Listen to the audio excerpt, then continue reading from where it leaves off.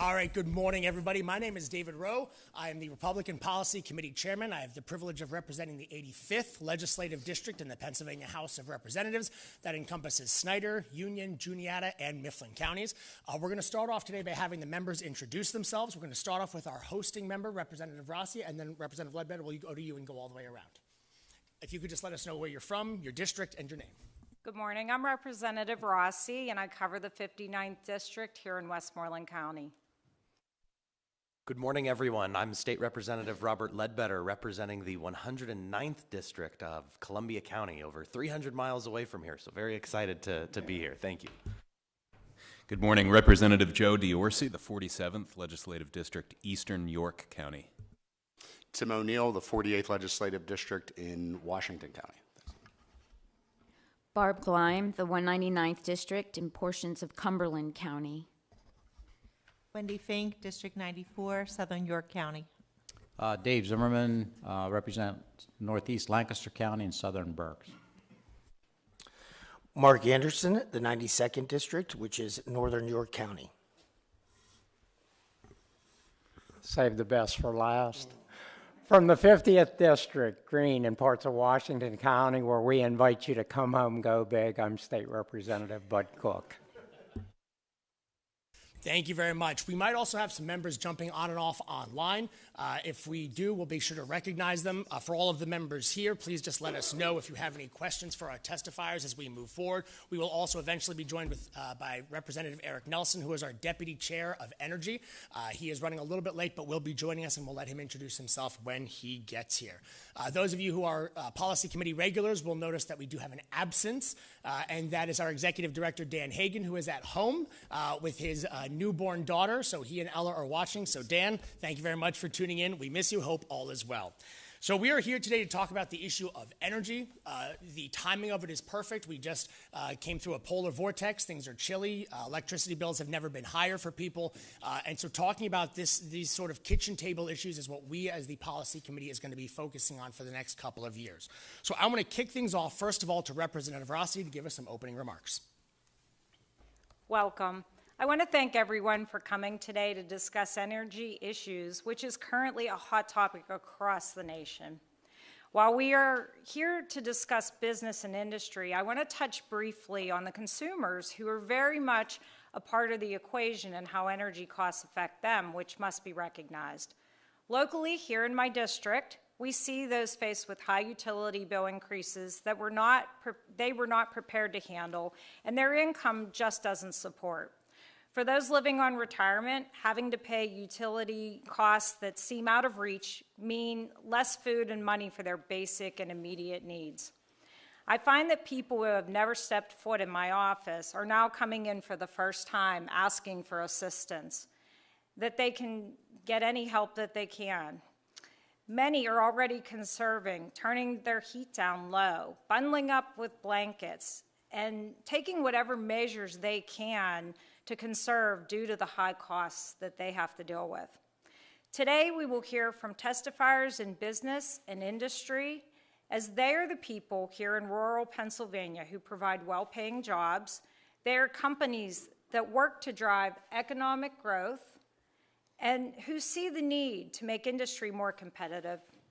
The testifiers are going to each give you insight so that those in government understand and can make the best choices, knowing energy is the backbone of society. I want to thank everyone for their time today, and I'll turn this back over to Chairman Rowe. Thank you. Thank you very much, Representative Rossi, for hosting us here. Your district is beautiful, by the way. Driving out from Harrisburg last night, just as the sun was setting, I'm not sure if anybody else was on the same timeline. It was beautiful. It was just beautiful. So thank you very much for hosting us.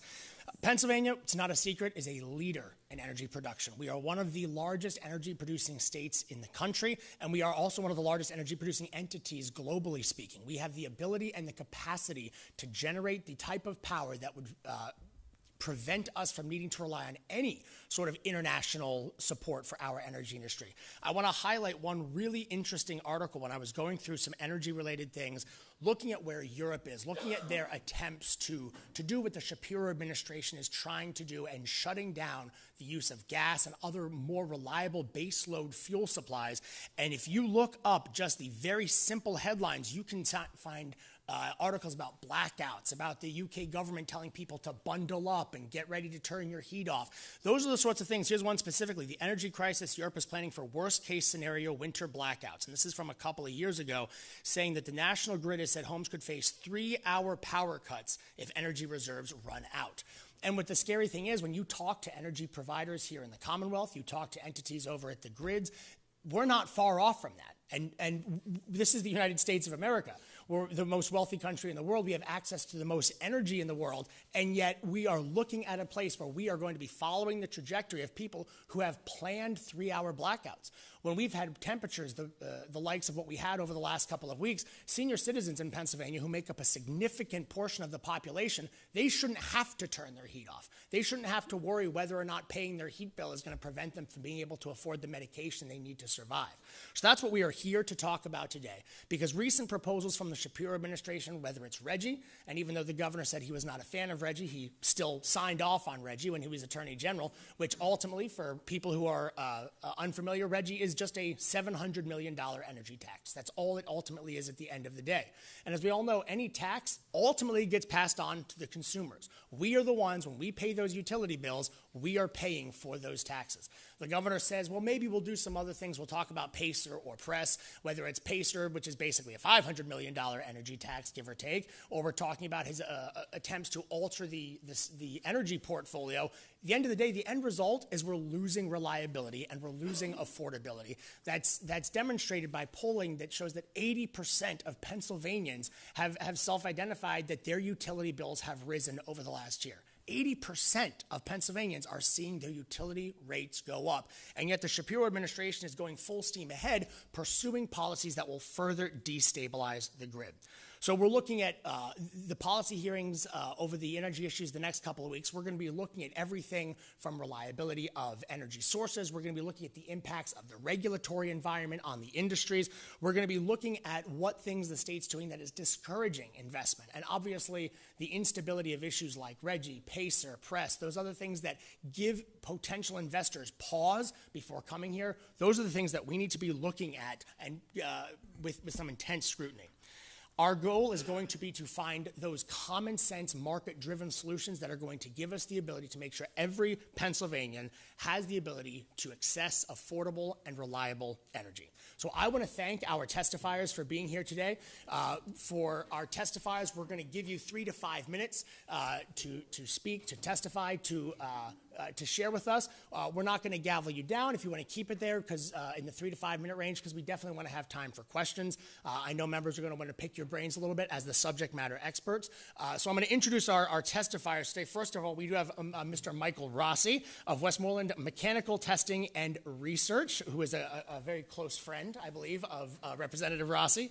We have Mr. Tim Schulteis of Schulteis Electric. Thank you for being here. We have Mr. George Latta of PIAD. Thank you very much for being here. And Mr. Scott Koscho of Independence Health System. I want to thank you all for being here, for offering the expertise of your independent fields, and we are going to turn it over to you, Mr. Rossi, to kick us off. Okay, good morning. Thank you. Chairman David Rowe, members of the House Republican Policy Committee, thank you for the opportunity to testify today regarding the opportunity and challenges that face us in major manufacturing in Pennsylvania. My name is Michael Rossi, and I represent my company called Westmoreland Mechanical Testing and Research. We are a global leader in materials testing, serving the aviation, space, power generation, automotive, racing, and medical industries. Our company employs locally about 260 people, operates in over 300,000 square feet of testing space, and maintains more than 3,000 test frames. Because of these test frames rely on sensitive electronics and computers, our operations require significant and uninterrupted electrical power. We utilize various service entrances, voltages from 220 volt to 480 volt to accommodate different equipment sizes. At WMTNR, our core service is to provide test results that determine the life expectancy of materials or conform a product's compliance to specific manufacturing standards. Because our customers depend on accurate and timely results, consistent and continuous electrical power is essential. Any disruptions, whether it's brownouts, blackouts, or voltage fluctuation, risk invalidating long-running tests. To mitigate such risks, we've invested heavily in backup. Each of our buildings has generators, we have 8 in total, and we use uninterruptible power supplies, known as UPSs, to protect critical equipment from power dips until the generators come online. Despite these investments, we remain concerned about the broader power infrastructure reliability. Frequent electrical irregularities strain our production processes, especially where large hydraulic pumps are involved. These pumps cannot realistically be ran through a UPS, so any delay, or better known as lag time, before the generator starts can disrupt our and invalidate ongoing tests, particularly tests that run for weeks at elevated temperature tensils. Additionally, we observe changes in the electric utility industry, particularly infrastructure. That has led to notable reliable availability issues. Deteriorating infrastructure increases the likelihood of our outages and power quality problems, posing a continuous challenge to our operation.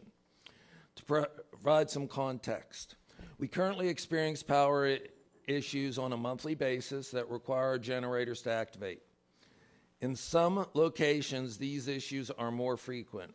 Our UPS system, which are highly sensitive to power fluctuations, register these occurrences upwards of 10 times per month. Even minor fluctuations are detected by the UPS, demonstrating the inconsistent power we face. In contrast, we have a UK facility. They experience significant fewer, averaging only 2 total power interruptions a year. We work closely with local utility providers, and while they acknowledge our concern, they also recognize the limitations they face with the current infrastructure. Lastly, we've noticed an increased number of requests from our power supplier to conserve energy during predicted peak demand periods. On these occasions, we are asked to reduce our load or switch to generator power with the explanation that, quote, any load reduction you can achieve during these hours may help offset future energy costs.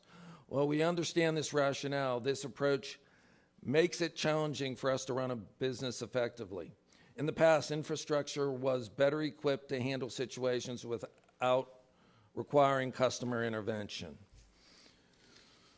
Okay, on the last page of my presentations, it's sort of going over utility costs and then also this capacity auction that occurred. My facility currently consumes about 1,300 megawatts per month, costing around $100,000 per month. To give you a little bit of idea, my current cost per kilowatt hour is roughly 7 cents. We're expecting it to go to 8.5 cents. That equivalates to me about $155,000 more per year that we have to spend. So by going up 1 cent, that's what I have to now figure out and budget on how to pay for.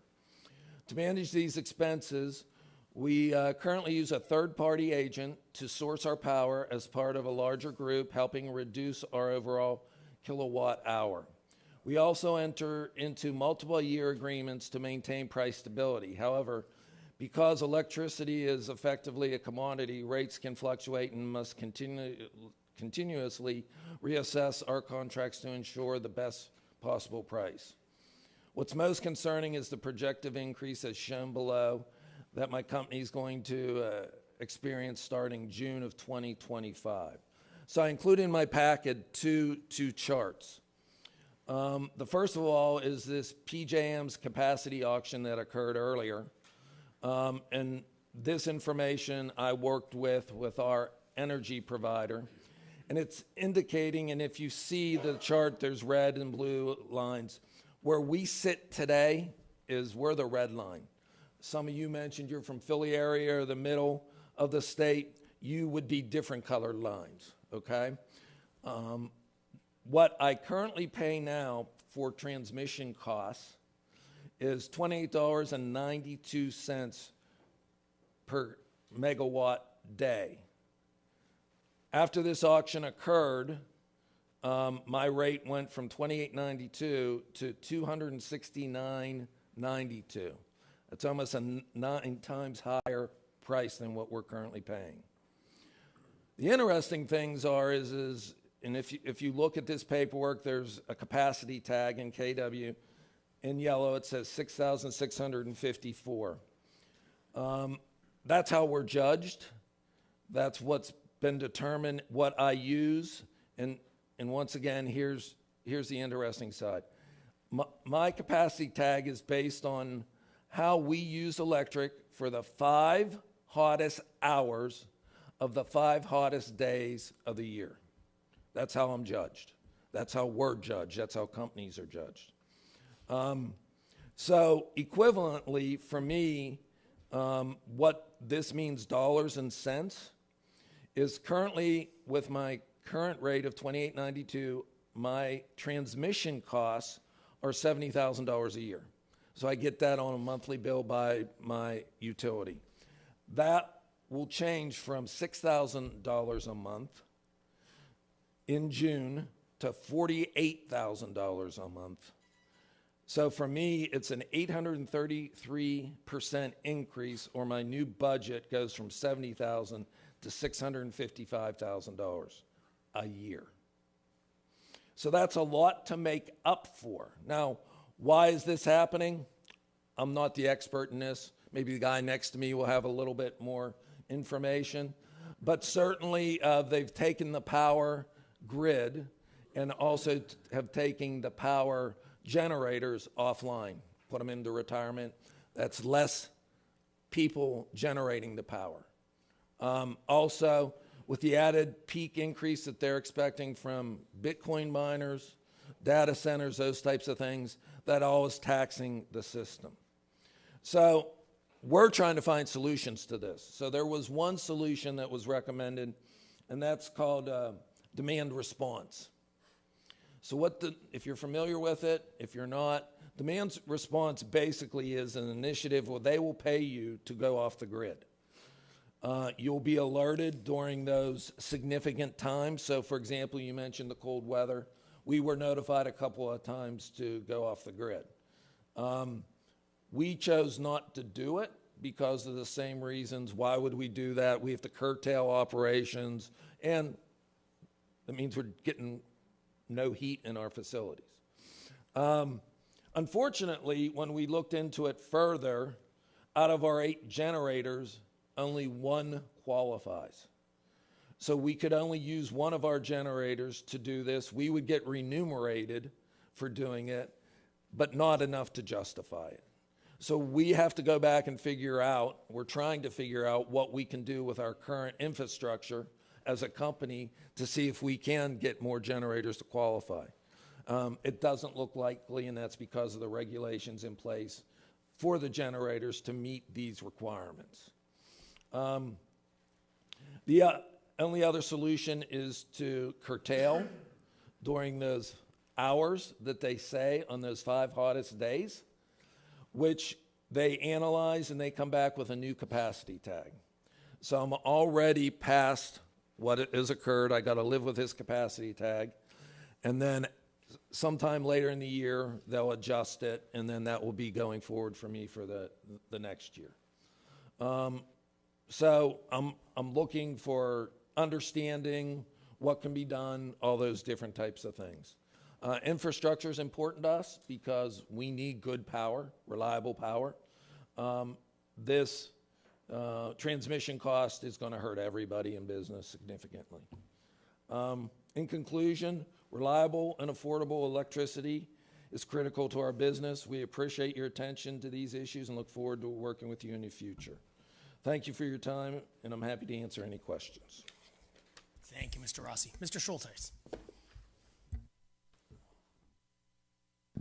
Thank you, Mr. Rowe and Policy Committee, for having me here today. A little background on our company. We're an electrical contractor based in Unity Township here in Westmoreland County. Been in business for 45 years. Most of our involvement is in commercial and industrial accounts, and also utility and roadway and transportation work. I don't have, I'm not going to get into the issues like Mike got into, but mine is more directed to the root causes of the distribution circuits and so forth. So basically, we have two different areas that we need to talk about first. First, to determine what the difference is between transmission and distribution. The transmission is, for anybody that is unaware, is the main circuitry that's generated from the power plants and travels across states, counties, etc., in a high voltage down to substations for the local utilities to distribute. The distribution circuits are basically the lines and services that are run through your neighborhoods, through to your facilities and so forth, to give you power on an everyday basis. Now, with that, it says with the reliability of that distribution circuit, there's a lot of things that can go wrong. In other words, it could be a traffic accident that causes power. There could be tree branches. There could be rodents or something like that on the system. And these things happen consistently. This is above and beyond, you know, the aging infrastructure issue, because that's also another item that is very important that needs to be upgraded. A lot of these services, poles, distribution circuits, haven't been updated in over 50 years. And you just can think about all the weathering and so forth on the facilities over that period of time. Now, I think there is an incentive in, or actually a plan in our area where we're at, that they have been starting to do some upgrades. But I don't know how fulfilled that will be, and I'm not sure how that works into the, you know, the utilities budget and so forth, and where they get the funds to do it. So that's one of the problems. Now, we're not looking at, for the majority of the time, major power failures, meaning being out of power for hours. What we are looking at is mainly disruptive power failures, which are short blips. Whenever you get a blip in your, or a blink in your lights, if you get one, that's usually a reclosure. That's a circuit breaker that the utility has on their system that recloses once the problem's cleared, and it may not clear. So if you get a second blip, it's not cleared. Once you get 3 of those little blips, it's going out at that point if it's not cleared. And that could be a number of things, like I mentioned earlier. Tree branch, rodent, something like that causing it. Tracking insulator, defective fuse holder, those are the common things. But what has happened here is our industries and our manufacturing has become more sophisticated. So back 25, 35 years ago, this was probably still a little bit of an issue, or maybe is an issue, maybe not quite as much as it is today.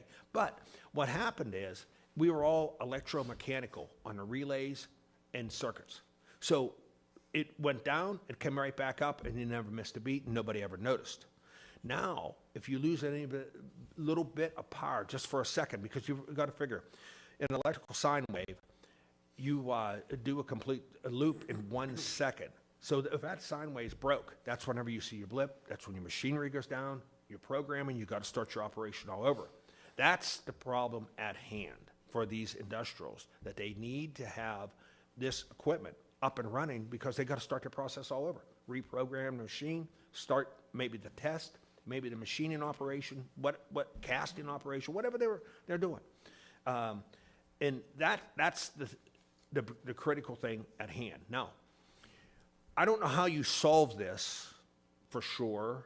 You guys probably have a better idea than me, being, you know, to the problem of having the utility do it, and it's a long-term fix.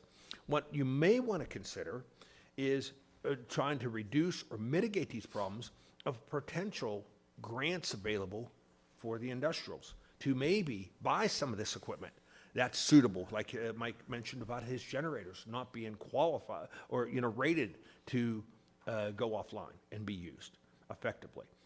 Maybe buy an uninterruptible power supply. Now, some of those systems you might be looking at is a magnitude of an item, because of the fact of the power demanded for it, for certain machines like casting machines or the testing machines, or whatever. They draw an awful lot of power. So that means this UPS system needs to be large, and it's a lot of money.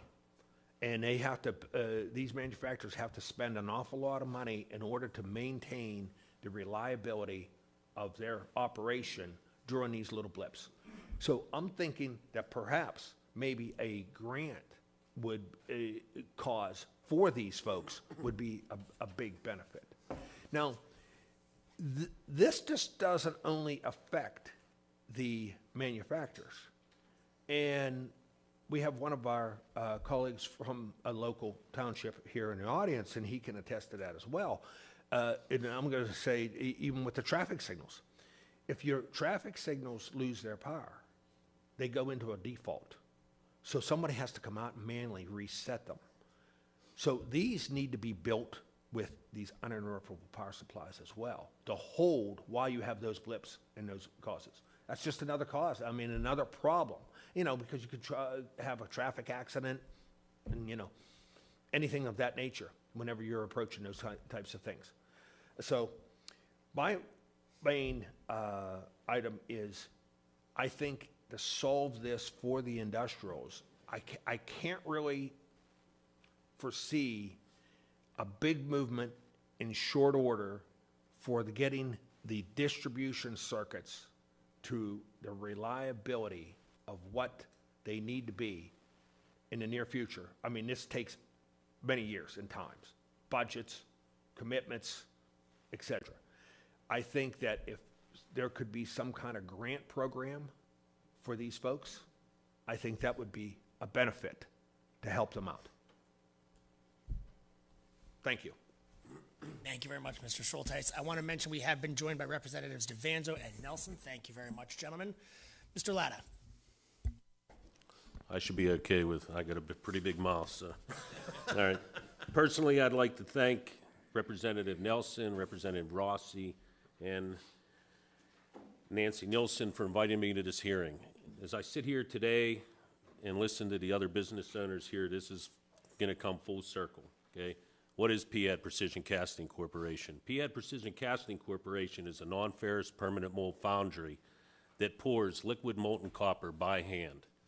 Been doing so for over 50 years. Stable employment offered for over 50 years. We take a solid form of copper, turn it into a viable liquid. Take that viable liquid and turn it into a cast functional component. So I've been employed at PAD for 28 years. PAD, it's not unheard of to have guys retire for 44, 50-some years worth of service there. It's the old type of work that manufacturing was built on, okay? This is what people do. This is hard work. It's dirty work. After listening to Mr. Rossi, there's no generation system that PAD could have when the power goes down. We lose power completely. Our generator only has enough power in order to remove our melting hoods, operate some ceiling fans in the ceiling so that way when we're bottling the furnaces out so they don't break, that's the only generator we would need would have to be huge in size. So PAD is a non-ferrous permanent mold foundry that originated in 1967 in Export, PA. PAD moved to the current Greensburg location in 1982. LMC is a subsidiary of PAD that machines the parts produced to PAD. Both facilities are ISO 9001 certified. PAD employs 93 union workers and LMC employs 36 machining employees. The staff that supports both facilities is 22 staff employees. The total workers with both facilities combined is 151 strong. Some of the industries that we cover: electrical. Over 65% of the business is the electrical industry. Currently, today, we're melting and pouring by hand 25,000 pounds of copper a day. As you sit here in this room and we're all sitting here talking, these guys are dipping in a furnace, pouring molten metal by hand, 2,200 degrees Fahrenheit. Okay, I have some videos that I'll be more than happy to show you. Representative Nelson and Rossi actually came into the facility. It's something to see. Okay, PAD's been kept quiet for way too long. So what we need to do is make sure this is technology that I hear on TV and all government people, you do not want to go to China, okay? So electrical, over 65% of the business. Medical and dental industries. When you're in a medical and you're getting your teeth cleaned, look at the bottom of the chair. It might say Midmark on it. We produced the pump housing for that, okay? 3,307 tools. Not all of them are active. A lot of them come back to life. But a lot of our materials are superior to corrosion, all right?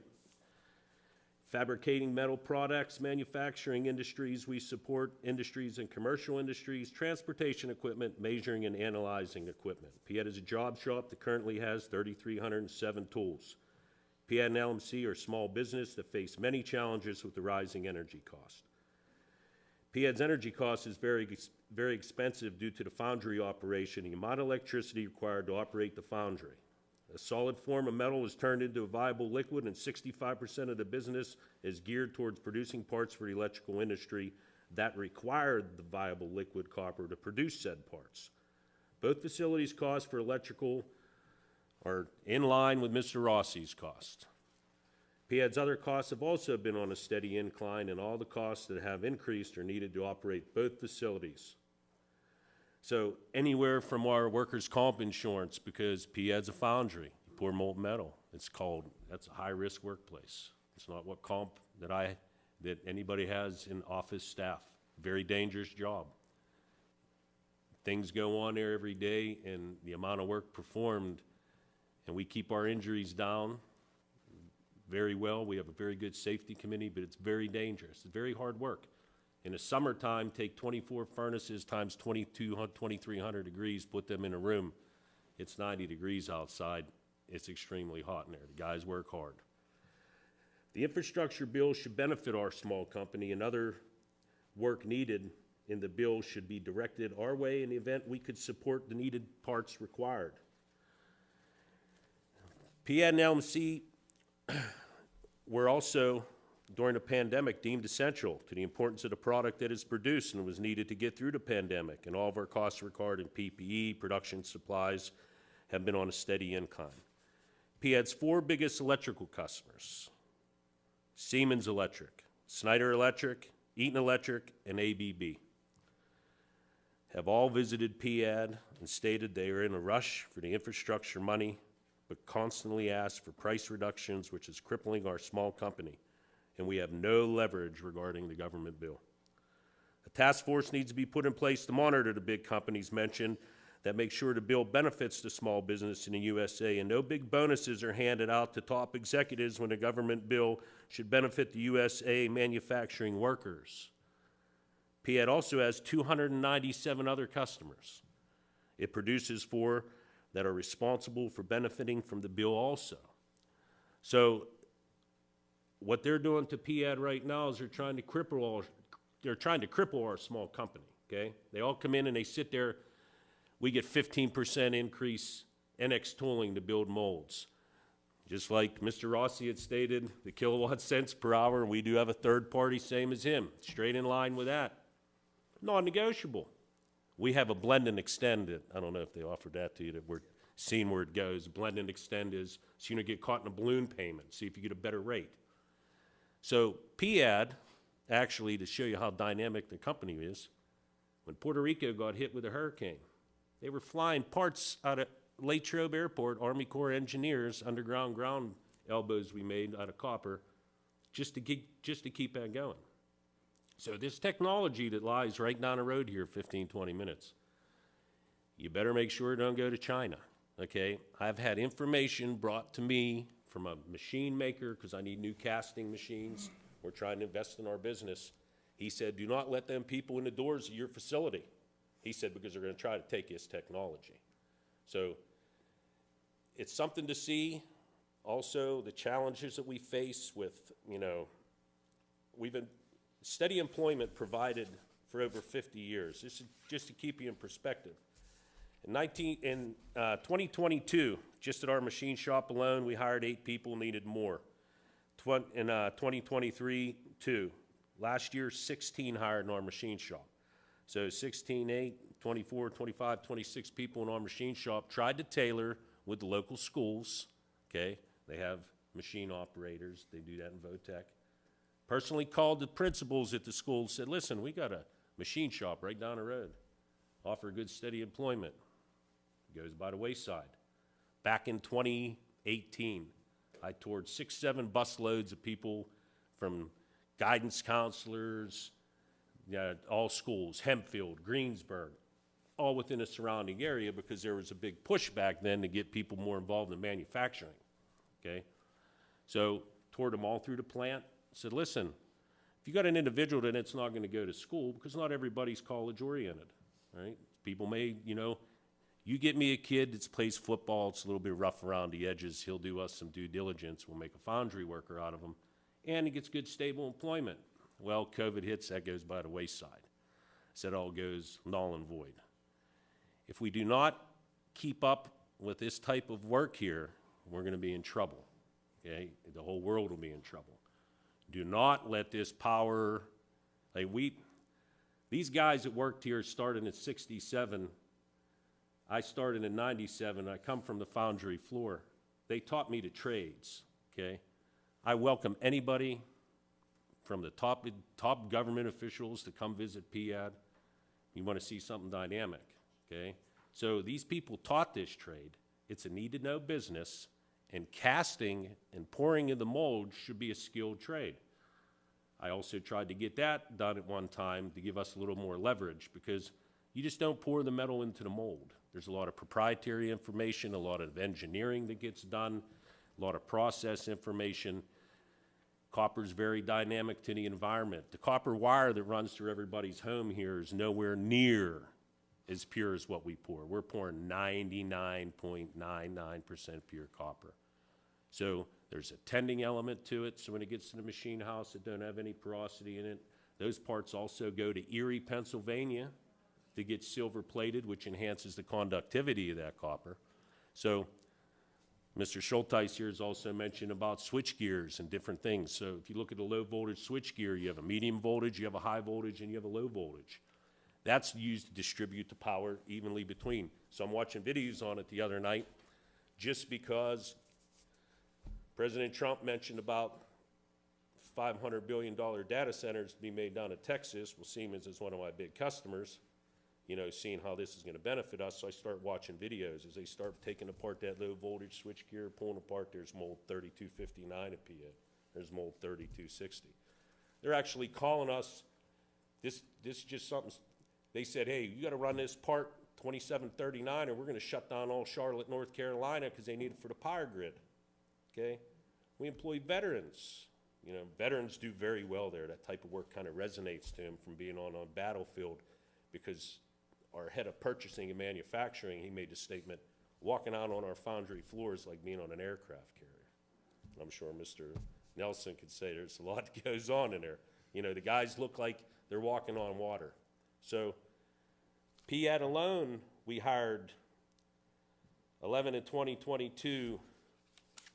We hired 14 in 2023, 15 in 2024. We need 31 more employees in 2025, and LMC needs to grow at least 10 or 15 more also in order to keep up with the demands.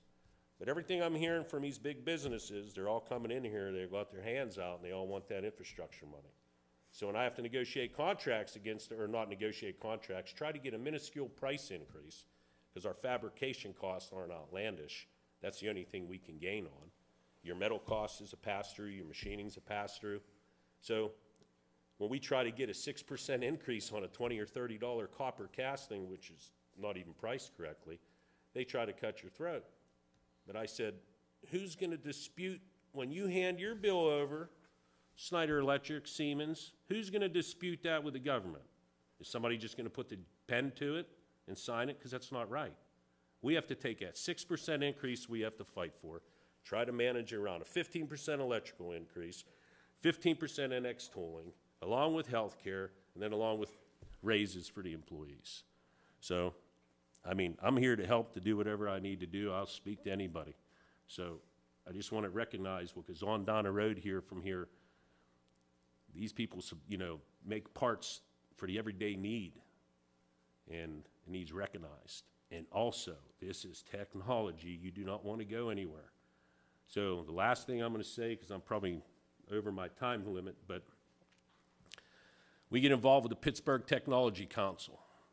Pittsburgh Technology Council is called the Talent Pipeline Project. Use PAD as a model because PAD retains employees, come in, had many meetings with Chris Cooley, different people from the Pittsburgh Technology Council, because they're retiring the Navy fleet of subs. Here we go again. Okay, retiring the Navy fleet of subs, and our parts are on the subs that they retired. Mold 273, drain cover. Other marine parts, our parts do not corrode. So we attend all these functions. So I met Master Chief Hitchcock. Is anybody familiar with Master Chief of the Navy? He came to them, okay? So he's there, well, we're looking for people. I said, we already made the parts. Parts are on a fleet of subs, you're retiring. We're ready to work. I was in a service, you could either talk it to death or you can get it done, okay? So let's get it done. We fill out all these vendor paperworks. We won't supply the parts to the Navy directly. We'll supply them to the subcontractors that make the build. Did all this red tape. We've heard nothing. We are ready to produce. Also, if this is critical, the parts we make are non-corrosive. Don't go buying them from China. We can make them right down the road in Greensburg. But we're ready to work. We're ready to do what we need to do to help. But you know, everything I've heard so far, we are in line. I'm looking over here, hospitals, our parts are needed for the hospitals, our generators and parts we produce. So thank you for letting me speak at this hearing. And whatever I can do to assist in this, I'll be more than happy to help. Thank you very much, Mr. Letta. Mr. Castro, you're up. Oops, sorry, sir. Good morning. Thank you, Chairman Rowe and representatives of the Policy Committee. Appreciate the opportunity to speak today on behalf of Independence Health. For those who aren't aware of Independence Health, it's a 5-hospital health system that came together in 2023. We have a total bed complement of 925. The system has more than 100,000 physicians and practitioners, and we employ 7,100 employees. IHS is now the 3rd largest healthcare system in Western Pennsylvania, serving a population of 750,000 in a footprint spanning 10 counties. It's the largest employer in both Butler and Westmoreland counties. So I've been asked to share with you some of our, what I would call utility strategies, as well as implications of some of the changes that have gone on over the last several years with regards to utilities. Our just financial impact that I can share with you, across the 5-hospital health system, our annual spend on electricity is $5.7 million, and that was in this past calendar year. Our gas annual spend is $2.2 million, so it's a significant portion of the facilities budget, not the healthcare budget, but facilities budget is spent on these two particular utilities in perspective. Fortunately, Westmoreland, Latrobe, and Frick Hospital in 2021 signed a 4-year locked-in agreement on our electric costs, which came in at $44.95 per megawatt. With the capacity auction that just happened this past year, to reference the year ahead, our costs now are going to be $70.13, which is a 55% increase over what we've been paying. Across the health system, the 5 hospitals, it comes to $1.2 million. So on a 5.7, we just added now $1.2 million on that spend, which for most organizations, including ours, is a significant increase in terms of operational. And obviously, from a facilities perspective, I'm tasked every year to come up with whether it's cost savings initiatives or infrastructure improvements to help offset some of these gains that we've seen. In Butler and Clarion Hospital, we're seeing a 4 to 8% increase in the cost there on the electric side. What I've listed after this and in your packet is roughly over the last 3 years, some of our capital improvements, large equipment improvements that we've done for the health system to try to become more energy efficient. That investment has been over $14 million just on large equipment. If we're doing a floor renovation or an imaging suite upgrade, obviously there's additional infrastructure that we put into those places too. So on the low end, it's $14 million. It could be as high as $16, $17 million if I added up every piece of infrastructure.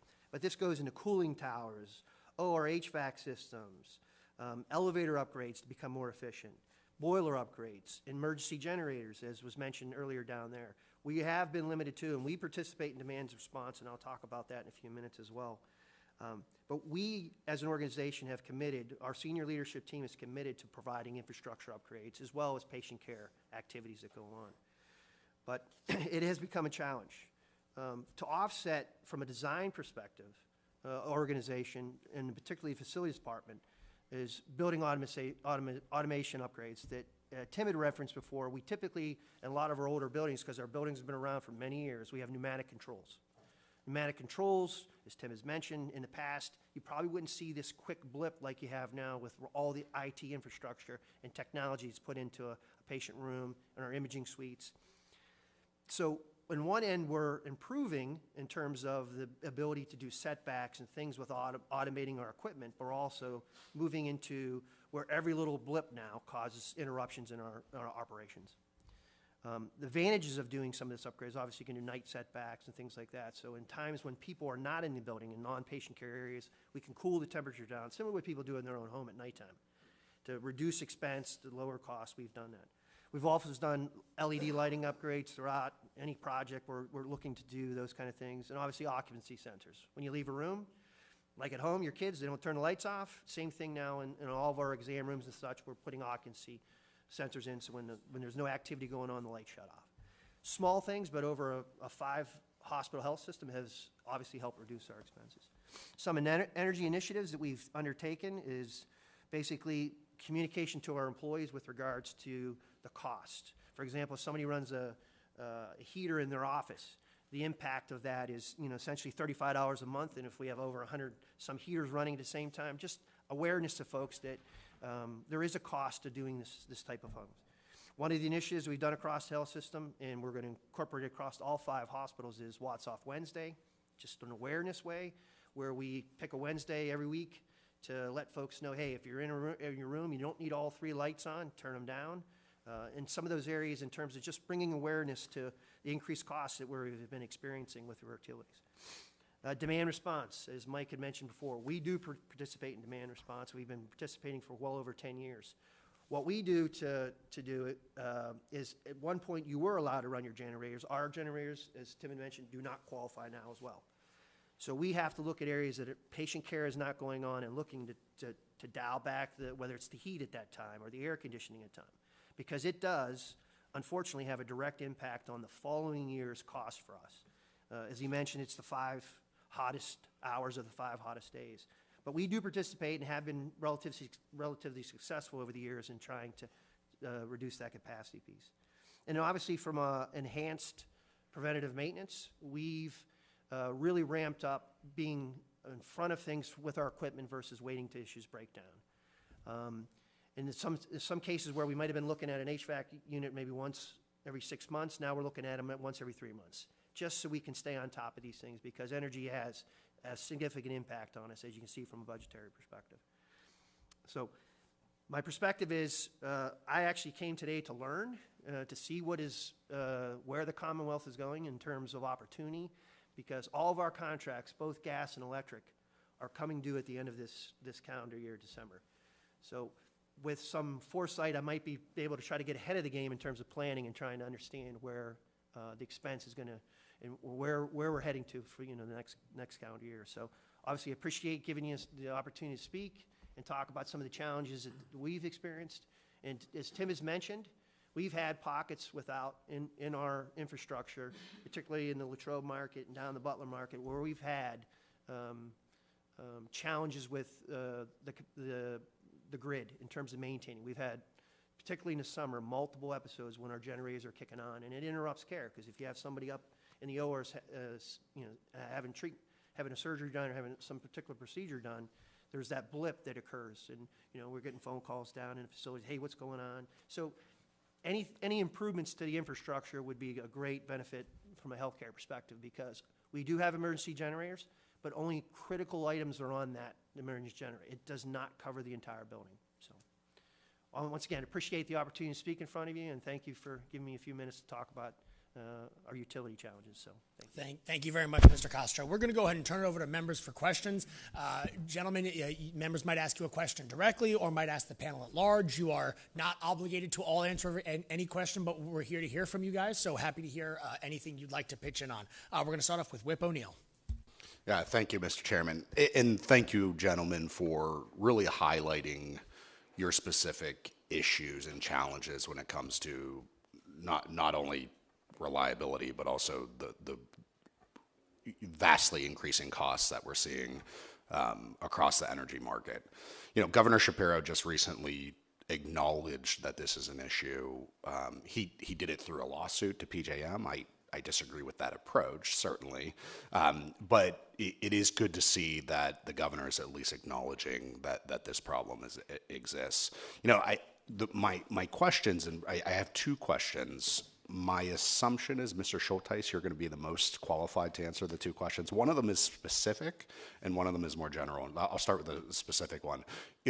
Both Mr. Rossi and Mr. Costco, I apologize if I pronounce you mentioned that their generators don't qualify on this demand response program. What is the demand response, as I understand it, is they're asking you to essentially turn off your grid power. Turn off the grid and go on to your standby generator. Yeah. So why does the grid care what power you use if you're not drawing from the grid? I believe most of it, and you might be able to help me better with that because they're closer to the heartbeat. But I think a lot of it is on the environmental. Okay, so let me back up. Let me just highlight what you just said. So in my opinion, and you don't have to agree or disagree, but in my opinion, a lot, if not all, of the issues we're seeing in grid reliability are largely driven by environmental policy being made, decisions being made by policymakers that are making our grid more reliable or unreliable, driving costs up, and trying to attain goals that are unrealistic or just simply one of the most expensive ways to go about it. So, but what you just said is that's the bigger picture of what's happening with the reliability and the cost around our grid. But also, as a solution to that, we're asking industrial consumers of this energy to go off the grid because the grid can't handle it because of those policies. But we're also saying if you do that, you actually don't qualify for a program we have in place because of environmental policies. That is the most, well, I don't know if it's the most ridiculous thing I've ever heard, but it's a pretty ridiculous thing that I just heard. So it's a serious situation. And for these industrials. And just to give you an example of such, and it wasn't at one of these folks' facilities, but there was a steel mill, a local steel mill, where we installed a new generator for their IT department. And we had to do a startup on it. And the environmental individual that was in charge of environmental in that facility was just, he says, they're monitoring me, and he says, I cannot start that generator up because of the hydrocarbons it's going to produce, and I'm going to be out of compliance with my permit. So we had to come up with some crazy time to do this whenever their melting and producing was way down in order to meet that item. And, a lot of these generators have tier values, and the tier values is related to, I like to look at it like a catalytic converter on your car. Okay, and they keep increasing. The majority of the generating systems that are put out there today, they're specified to be tier 4, which is pretty high. And sometimes it's very difficult to obtain even to purchase a generator of a sizable unit for tier 4. And it's just one issue after another. Well, look, I think this example in particular, and I didn't even know we were going down this road. Yeah, I think when I think of the panelists today, and I think of the healthcare industry, and one thing we know from history is the number one way to improve people's lives and to pull people and societies out of poverty and improve overall health incomes is electricity. But I find it very ironic, I guess, or to some degree hypocritical that we're talking about, specifically with the healthcare industry, that they're being asked to remove themselves from the electrical grid, but at the same time also making the decision from a financial standpoint whether or not they're going to support the health of individuals by doing so or not. I'll get off my soapbox. Mr. Rossi, did you have So one comment, us being where we're at, we used to have, up to recently, local production in power. Well, those have closed. So they were called power plants. Right. So now what they're doing is going around and saying, well, for us to make up for that, this is what you have to do. This is where we're at. Right. So as a business, we never had to plan for that type of situation, especially in this area. Now we have to. And it's very difficult to plan. It's very difficult to exercise. You know, you're in business to grow, to make money. Now I have to figure out how to save money and curtail business. That's not how it should work. Additionally, quick minute on the generators. So we had two expansions, one in 2010 and one in 2015. One building has two generators, one has one. Ironically, the older generator that we bought meets the requirement. The ones we bought in 2015 do not. And they're roughly the same size. We're not totally sure. What we were told, we can't make our generators conform. We would have to buy new generators to do that. For my company, that's a $4.5 million expenditure to do that. Wow, that's remarkable. You know, look, and I don't want to imply, and I certainly don't think you gentlemen are either, that any of us are against reducing emissions in any way. I think that's smart business. I think it's the right thing to do when it makes sense. But this example in particular that you've highlighted is pretty ridiculous to me. I don't want to steal the other members' time, so let me get to my second question. And Mr. Rossi, you highlighted this idea that this reliability issue really doesn't exist in the UK compared to it is here. I'm a pretty competitive person, and to me, there's something wrong that if it exists in the United States, specifically in Pennsylvania, but not in other countries. So, do we know or understand the reason why that is the case? Again, Mr. Schulteis, I don't know if that's something that you could talk on, or Mr. Rossi. I'll let him. Yeah. Okay. All right. Yeah, because I really am not all familiar with that. Yeah, so. okay.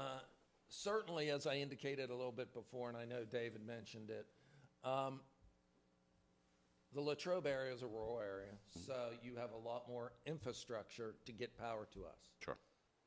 The UK is a little different. They're more consolidated around town. So my business is located near or is in a larger town. So all their power infrastructure is around the town. They're not having to go 5, 6, 10, 20, 30 miles to move that power. Obviously, when you go the distance, you have more chance, as Tim mentioned, with trees and animals. And so the reliability is naturally going to be built in there because their infrastructure is a lot tighter than what we experience. Okay. What we look at, and just to be crystal clear, what I mentioned there too was total out, where they had to go on generator for a period of time. That happens to us routinely, and I'll give you an example a little bit. Ironically, we had a lower tag cost last year because we didn't intentionally curtail our power on those hot days. It just so ironically we had severe storms go through, which knocked the power out. That's required us to go on generator for 4 hours, which is when it was one of the 5 hottest days and times. So we benefited from that. You know, all I can hope is that sometime in July the same thing happens. But, you know, there's two different worlds. Their world is different than ours. Right. Yes, their utility costs are significantly higher than ours. But, I mean, they're not a big country, so. Right. Okay. One comment about the generator piece. Sure. Just one comment. I think it's ironic that, as the team has mentioned, if there are these storms and the grid is impacted, we are going on generator. And that's why I sort of struggle with the idea of why we can't use our generators to get off of the grid. I understand there's environmental pieces to it. But just think it through. If there's a major tornado or something that comes through our communities, we're going to be running on generator. And why not be able to, as the demand and response program, be able to use them? And I had mentioned years ago we were. And because we burn diesel, we were told we're no longer allowed to count using a generator to get off the grid. Yeah. But we will if there's an issue, which just seems sort of, to your point earlier, Representative O'Neill, sort of a strange dynamic that on one end, they want us to get off. We have the tools to get off, but we're not allowed to use them. Right. So, thank you, gentlemen. Thank you. Representative Nelson.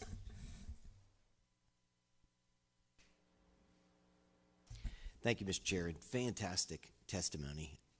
You know, credit to Representative Rossi for really bringing a stellar panel. Building a little bit more on in an area where I did not anticipate we would be going, trying to understand this on demand. When we talk about the they that we're not allowed to, the first question, who's the they? Is it PJM? Is it DEP? Is it an alternate energy? Who is the them? Do we know? Do you know? You can. I think it's a combination. Yes. Combination of them all. Because PGM is who we're getting the information from. Who is directing PGM could be maybe any one of those entities that you manage. And the next part of that, Mr. Ross, you mentioned remuneration. So, but then at the end, Mr. Costco, you said prohibited from use. So if you use an uncertified generator, are you able to use that to still give power to your facility? You're just not remunerated, treated as a small generator in PJM. That's correct. So if we use our one generator, first of all, you have to sign up and comply. So if you sign up for it, and you're called to do it, which you're typically called once a year, to switch over to generator for 1 or 2 hours, just to make sure that what you're doing, they can see an effect on. And that's put into place is if they have an emergency and they need you to go, they will tell you you need to go, and you would switch to your generator. So for us, we only have one that qualifies, as I mentioned. We can go with our other 7 and get off the grid, but we're just not remunerated for it. However, if we do it on the 5 hottest hours of the 5 hottest days, it does show up in our tag, which we will then get a new assessment number the following year. It is ironic that the governor is, using this continued tactic of lawfare, where he's using taxpayer dollars to continue the lawsuit for Reggie, which has prevented a power plant from being built in this state, now going on to, I guess it's going to be 5.5 years. Well, we are the power plants. Yes. Yeah. Effectively, that they've pushed it on. But you're not getting reimbursed for one out of my 7. Yes, for that. And the diesel, Mr. Costco, when you said not allowed to use? Our particular generators do not qualify. Actually, I'm going to talk to Mike afterwards to find out how he's getting one of his to qualify. Ours do not. And It's ironic. because we use diesel. Because my understanding. When we had that real cold spell a couple of years back, the state of Pennsylvania would have gone dark if not for Calpine's, Bethlehem, and York diesel-run generators that were able to supply extra power to the grid. So when you had mentioned, Mr. Schulteis, about an opportunity or a funding program, because grid infrastructure has been a concern for a number of years, we had introduced legislation in the House that would take 10% of what's referred to as RCAP money. It's existing taxpayer grant funding, 10% RCAP to go into grid infrastructure and energy upgrade. So about 40 million recurring dollars would be available. The money is being spent now, so we wouldn't be raising new taxes. It's just that businesses and entities, power entities, would be able to qualify to participate versus just maybe communities and museums and those types of things. So for your facilities, as you're trying to look at upgrades, an opportunity for a recurring grant system, $40 million is a considerable sum, even though they would be eaten up. How would that impact some of these new challenges? I mean, your ability to plan to upgrade your own electric reliability. It doesn't seem to be the best solution, but it looks like the governor and PJM, they're both kind of putting it on your shoulders to come up with these solutions. Well, what you could do with a grant funding, obviously it would probably, be some type of method to apply and qualify, et cetera, and list your needs and what kind of hardships you would create if you didn't have it. And then come up with a dollar value associated with that for an improvement, and maybe replace one of those generators with a higher tier value on the emissions that would work, or buy some interruptible power supplies for the critical equipment, whether it be healthcare, manufacturing, and melting. He wouldn't probably be able to do his melting method, this gentleman here, but he would be able to maybe keep his controls up. And that seemed to be a key component, because if we started to go to individual grants for facilities the way that the governor and PJM seem to be going, it would really be prohibitive for larger energy intense, where you have 24 furnaces that you can run your exhaust fans as you're shutting it down, but it's actually the grid itself that needs to be prioritized and sustained. Is that correct? That's correct. But now, just to back up slightly, there was a fund on everybody's utility bill. This is kind of unique too, and you might be aware of this or not. But over the years, we have paid into this fund. Everybody did. Every consumer that has a utility bill. And what came about here, probably about last 8 years ago, maybe a little bit longer, but not much, they created this Act 129. So if you made energy improvements, you would get a reimbursement from your local utility for doing so.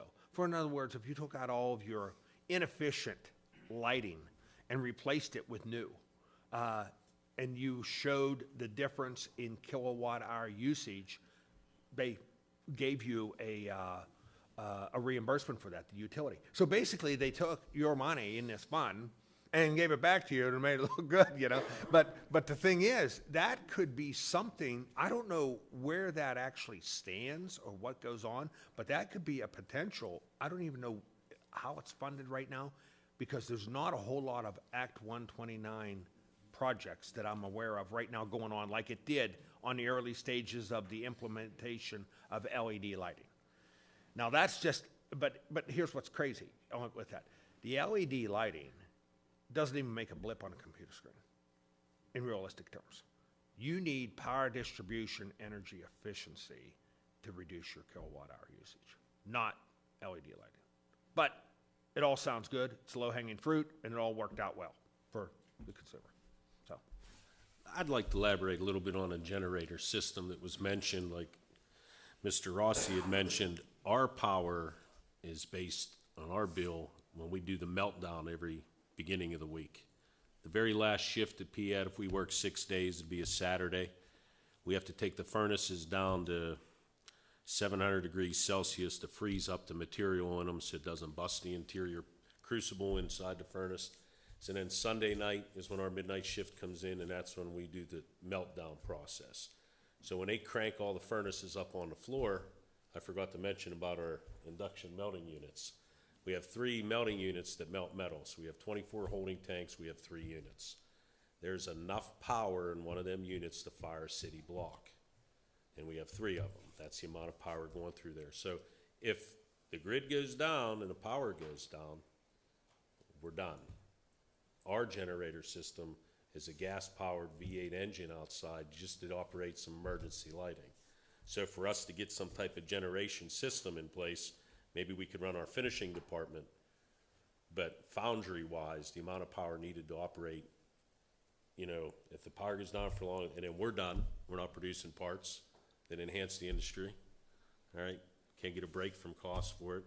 So generation system for us would be extremely large in size because of the amount of electricity we need. You actually upgraded our outside transformer a few years back. Schulteis did, because we added a couple more furnaces to try to meet new demands. So if we go to expand again, you'd have to upgrade that more. So our electric room at our plant has vast amount of power runs through it, and we have a Pringle switch in there that you just replaced too not too long ago. Thank you. So, and Mr. Chair, if we have, from a community hospital perspective that is under continuous attack of takeover from larger entities, what does an additional $1 million of electrical expense do to your viability? Because your reimbursement rates seem to be getting trimmed similar to their production rates. I mean, it's one of many things, in full transparency, that healthcare is under challenged with, you know, whether it's supply cost, labor cost. It's just an additional thing from a facilities perspective that we have to try to figure out, you know. I'm tasked every year by our senior team to try to balance our budget, and when you have these unexpected things, I have to look elsewhere to try to trim. And it's not necessarily impact patient, but it's other things that you may have not done that year. For example, you know, if we're going to replace an air handling unit that was in the sort of the rotation, we maybe push that off a year. You know, those kind of things that you can do. But utility expenses are important, no doubt, but they're one of many challenges we're being faced right now. As you mentioned, with regards to our contracts that we have with insurance providers and such, we are limited in terms of we can't raise the price at the pump. So we have to look to more expense reduction. And really, in full transparency, that's what our focus has been, trying to take waste out of our processes to try to offset some of these increases. And it's a challenge, there's no doubt. But it's one of many challenges that we're facing in terms of cost. Supply costs for us and labor costs are out of control right now, just from the inflation. Thank you, Mr. Chair. I think a great action item will be determine who actually has the authority to deny your non-environmentally qualified generators to be remunerated. You know, that's fantastic action. Thank you. Representative Rossi. So we've talked about how energy is the backbone of society. And with that, I would say jobs are. And you create jobs. But yet I want to know, out of curiosity, how much is one of those generators? Like you said, you have 7 or 8, Mike. How much are they? What does that cost your business per generator? So we have multiple sizes. So our largest one is a 1,000 kilowatt generator. Very simple. It's $1.2 million for that largest size. And then it escalates down. However, you know, just buying one doesn't really mean anything. We have to spend around $80,000 a year for routine service. So we have to sign a service contracts for all the generators. They have to come in twice a year to service them, but our generators have to cycle every week. So they're on an automatic cycle. They turn on, they run, and they shut off. Burning diesel, you know, which is required to have oil changes. They're only as good as the batteries you put in to start them. So they have to be replaced every 2 years. And inevitably what happens is this isn't a fair weather problem. This is a bad weather problem. So when you have temperatures minus 9 degrees, it's very difficult to start a diesel generator at minus 9 degrees or a wind chill of minus 30 if you have a weak battery. So we went into things originally thinking we got a generator. We found out very quickly is we have to spend a lot of money to service them to keep them up. Okay, and another question about the generators. How much would you be saving if that weren't an issue and you were just on regular power? Millions, would you say? What would you think that would save your company a year? If you didn't have to deal with generators and they were there for backup, but without all these blips? Absolutely. I mean, everything going along with that. So you have your transfer switch, you have local electrical companies having to come in and help us service things. I don't have a number to put onto it, but it's quite. So what would you say you could do with that money, though, with growth of your business? It'd be growing our business, hiring more employees, So you're focusing on power when you should be focusing on growth and providing those jobs, which is a major concern for us. I'm concerned about all the regulation. Obviously, that's a big issue we hear constantly, less government, less regulation. What kind of regulations are on those generators that would mean you can't use them? And could you use them anyway, even though they're telling you you can't? Are they watching that? Like, how do you get around that? What do you do to survive? Because you're just trying to survive and run your business. We just use ours. So it's part of the process. They're automated, so when the power goes out or we lose a leg in the power, they automatically come on. We didn't buy them because of the reimbursement you get them so you can continue operations, so you have no lack of production.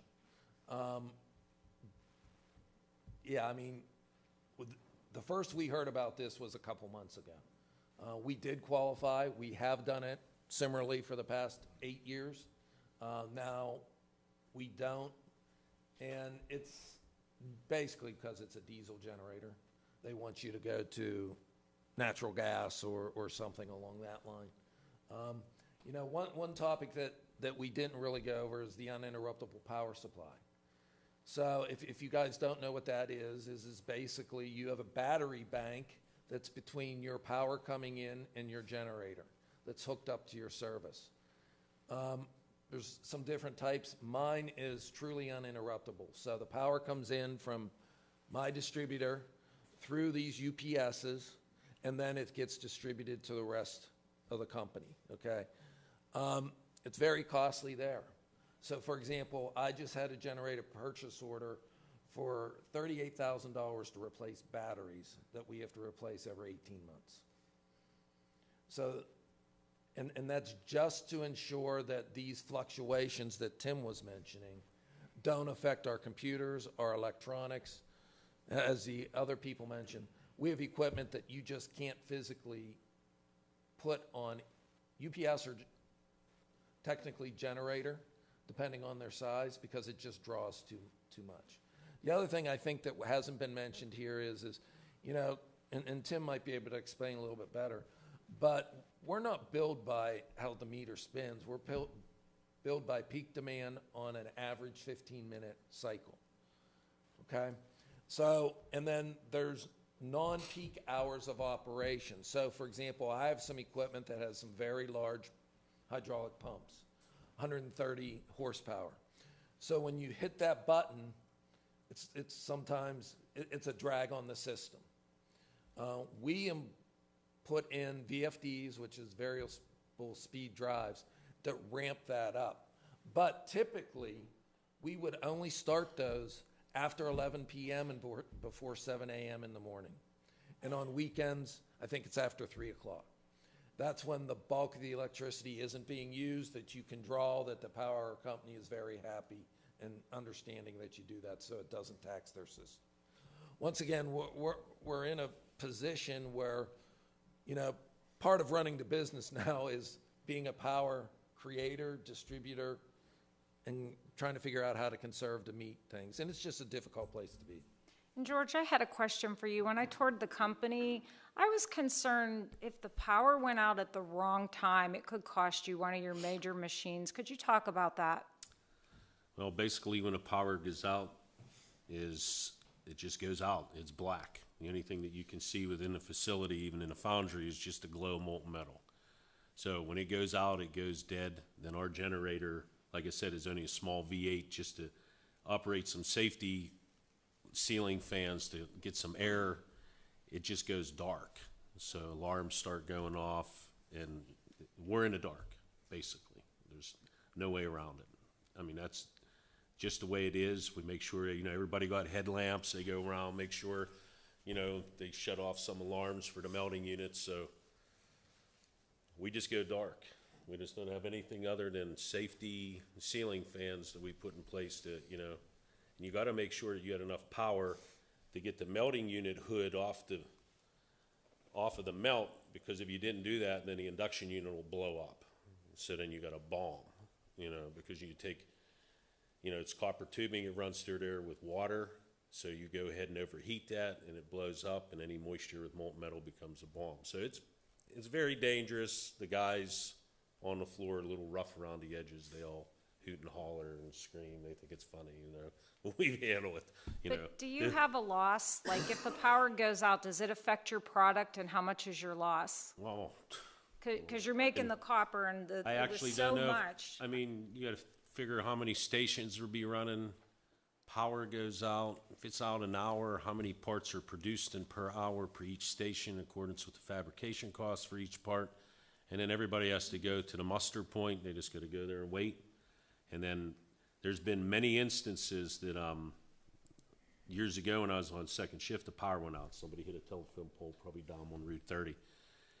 So the practice then is you probably roughly got or anywhere about 20,000 pounds of molten metal on the floor that you have to start. We call it bottling. Some people call it honey dipping. We take ladles and we just start bottling. We start pouring it in anything that will hold it. So we have to get all those down to a level, which is a loss because the power's out, to make sure the crucible, when it all freezes up, does not break, because then you got to replace all your furnaces. You got to jackhammer all the floors out and re-pour your furnaces. So we've had it go where we went out 4 hours, 5 hours. Everything's down to a point where it won't cause us any trouble. And then the power goes back on again. And then you have to do the melt process. You got to melt and fill all the furnaces back up again. So once you do that, you experience 20 to 30% loss out of the flue, because there's a metal loss when you melt. So to put a number on it would be astronomical. But it's just like, our main concern is when the power goes down is we got to move. We got to move. We're right away on the phone with the power company. How long is this power going to be out? What's the situation? Because then you have to start that bottling aspect to get them furnaces empty. Sometimes you want to try to roll the dice and say, if you got 1,500 pound of molten metal in one furnace, hopefully it doesn't solidify it. If power's going to be on a half hour, we'll start knocking these ones off. But it is extremely costly. I mean, it would be very interesting to see what the cost would be, because, we're a rhythm-based production. Some guys can pour 50, 60 parts in an hour. You're down 2 hours, multiply that by 23 stations. That's a lot. So is it safe to say each of you that have a company, or if you run a business, have to have really regimented procedures and go over them often, because it's changing and you're seeing more effects because of this power outage, and you said up to 10 a month? So what we're seeing is fluctuations of 10, and that's what Tim was sort of indicating is the weakness in the infrastructure. So there's the sensitivity of the infrastructure because of the style and type of equipment that's employed today. You see it much more rapidly, and it has much more of an effect on your equipment. But yeah, generally in bad weather months, it's more severe, but we don't know the reasons. And the power company doesn't overly volunteer what every issue is. Thank you. Representative Gleim. Thank you for being here and testifying. I'm just going to let you know that my business at home is a full-time farm, and a major utility company just came through with a new line and took some farmland by eminent domain. So I'm all for strengthening the infrastructure in our power grid, but I have two main concerns here. And One is, and you don't have to answer this right now, but I would like to have some information on the tier values that you spoke about. Because, Chairman, I'm starting to see a pattern with this administration with their cumbersome regulations that are making it impossible for us to succeed as businesses. So, for example, in the healthcare industry, especially in IDD, the Department of Human Services has money available for those services, but they put them into tiers to the point where none of the providers actually even applied for the top tier because they could not meet all of the demands in that tier. Again, in school safety and security, there's money available for that, but in order to get the money, they put them into tiers, of which none of the schools could actually get out of the first tier. They had to go back and redo it. And so I'm really interested to hear about this environmental portion of these tiers that you cannot meet based off of the regulations. So that's something I'll talk to you about offline. I think that there's some definite things that we need to speak to DEP or whoever they are about why is it that you can't meet those regulations. I want to know, do you know of any company actually where their entire facility qualified? Does anybody know of any company? I can't name it, but I can tell you my power supplier has told me they do. They have people that do. But we don't know who they are. I don't know who they are. Okay. I would love to know who actually qualified. And then the second question I have is for George. Do you happen to know if the Navy is purchasing parts from China? I can't answer that question, really. All I know is we've been attending all the functions. We have all the parts. We have all the tooling. I took to them all the parts we did. I had a Navy veteran that worked there. He's a local boy, went to school at Derry Area High School. And those guys all poured them back in 1970, 1969. So when I went to those talent pipeline projects and met the Master Chief, I was like, look, we have the parts. Flip through a catalog. I would imagine they are, okay? And another thing I forgot to bring up is Eaton Corporation. There's several divisions of Eaton. There's Eaton Busman, Eaton PowerCon, Eaton, like parts we produce for Eaton PowerCon are little explosion chambers that go on top of a telephone pole in a transform. So every division of Eaton, we just had a call last week with them, and they're like, well, we're going to go and your costs aren't in line with China. Your cost isn't in line with this company. So obviously, PAD management team gets together, and some people get worried. I said, well, they shouldn't be allowed to buy parts from China or anywhere if it's an infrastructure bill. It's supposed to be bought USA. Well, they could set up an LLC. They can do this. They can do that. So I would imagine they are. And I would imagine Eaton Corporation, Snyder Electric, ABB, Siemens, they're dealing in Mexico getting parts. I know that for a fact. They're going down to Mexico getting parts in Mexico because there's a foundry down there, Grupo Marmex, and, you know, they're all still doing it, and they should not be able to do so. So then there was Rapsari in India. So we are the biggest non-ferrous copper permanent mold casting foundry in North America, okay? But Rapsari in India, they do parts. So all the time we're doing constant trying to get a price increase. We can't get it. So then the guys out on the floor, and I got videos to show you it, everything's done by hand. You know, guys dip molds in a tank, spray them with a car, like a gun you'd spray a car with. In order for us to compete, then we got to go out there and say, well, hey, you got to get 30, 40 more pieces a day. You know, we have to increase our standard of production because every part we produce has a time standard on it. And if you need 30 parts produced in an hour, you need 210 for quota, and you need, you know, at a certain point in time, you can't have an individual out there dipping in a furnace, running in place with molten metal just in order to be competitive in the business. That's not safe.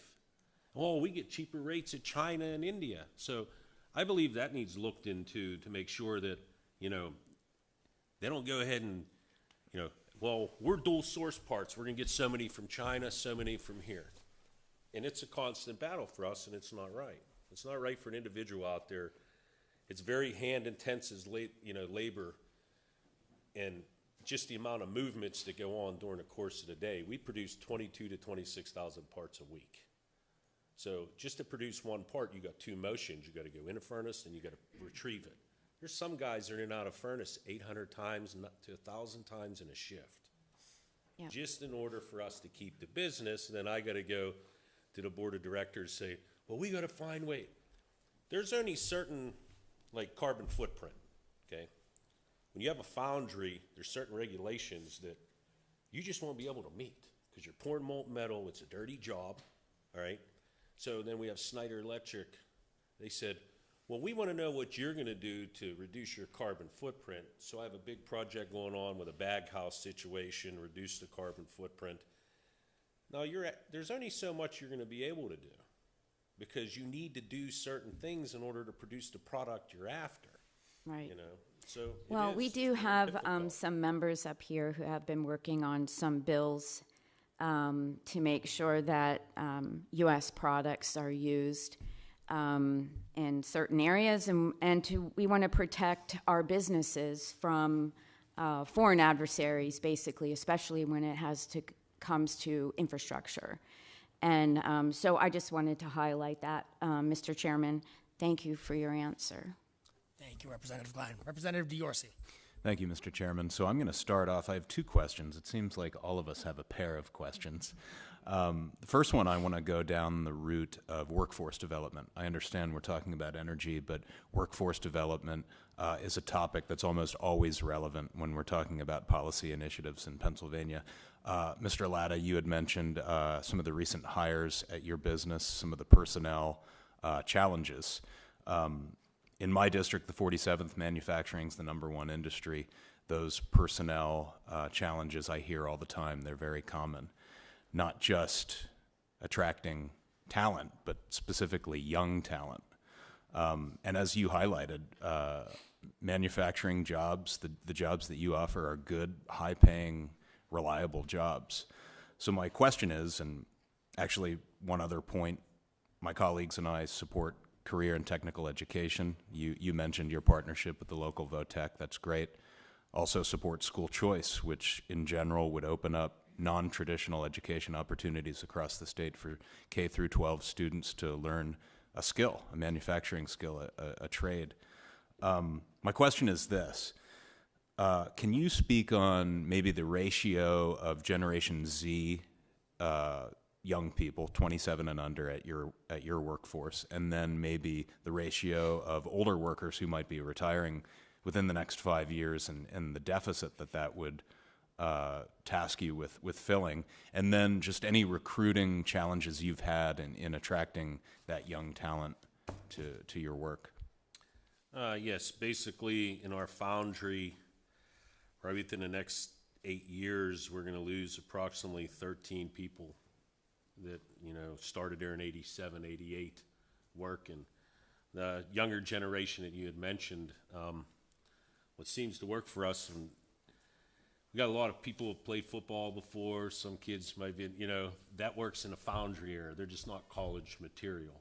So whenever we were attending the Pittsburgh Technology Council, they used us as a model for how we retain employees. Okay, so what I think needs to happen is in your schools, we used to have shop class, we used to have a foundry. Some of those need to be instituted back in. Quit so much having everybody on a computer, because there's not going to be all them jobs available. Sometimes a little sweat's good for you. So, and then gear those kids. And the only reason we got involved with the VOTEC, because I had to push the buck. I just said, what are you doing? We're trying to give people a job here. And then I had to follow up and follow up.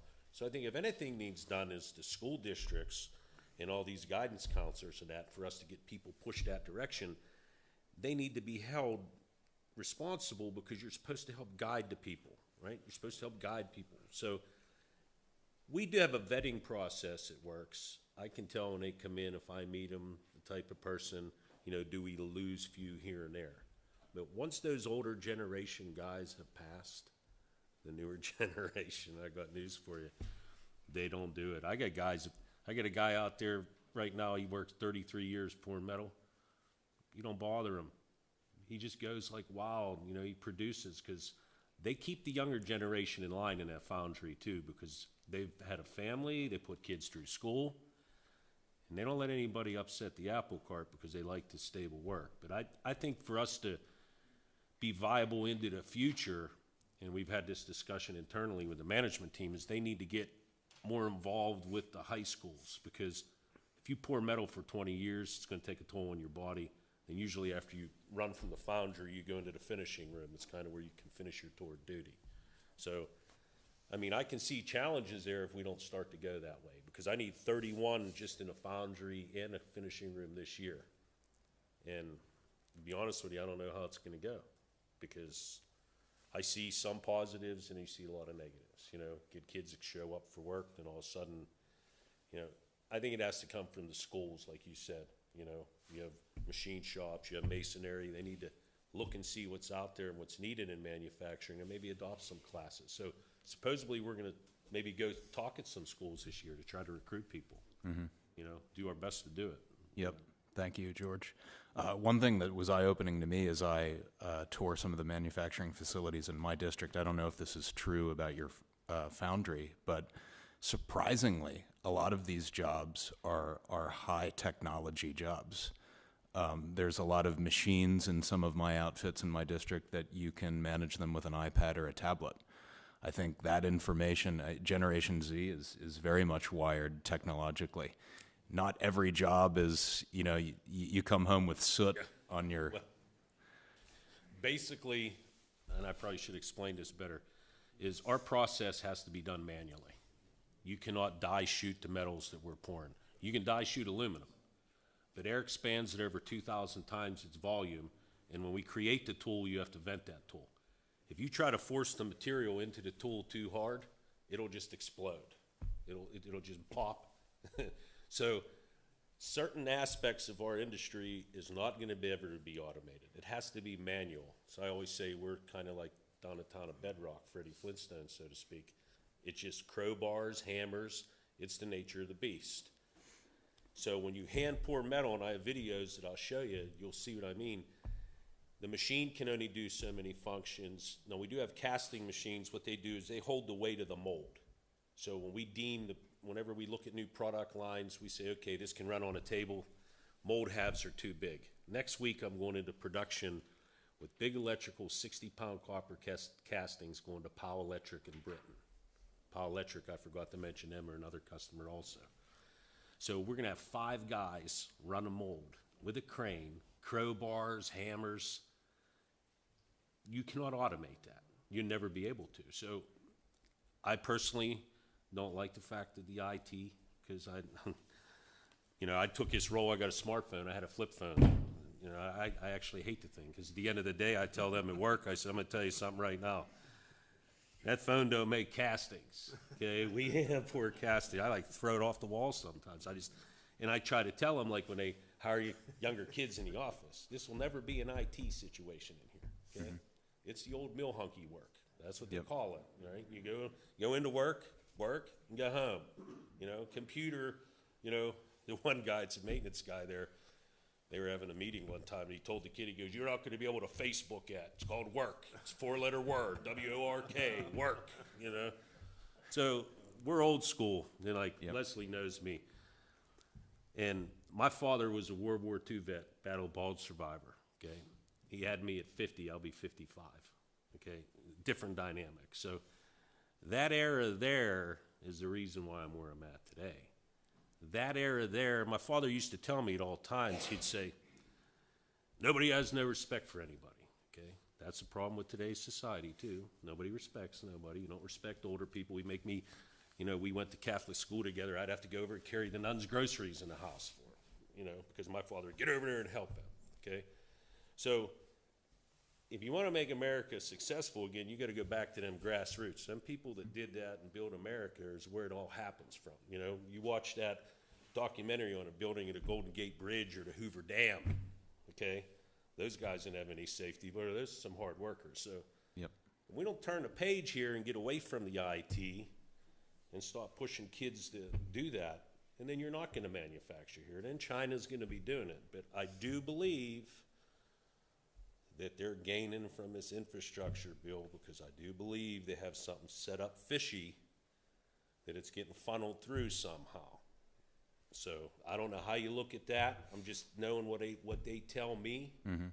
You know, we can dual source, and I actually get to the point where I go ahead and dual source. In our industry, you can think you know about it, but I'll tell you, because I did it, if you can do it, I'll do it.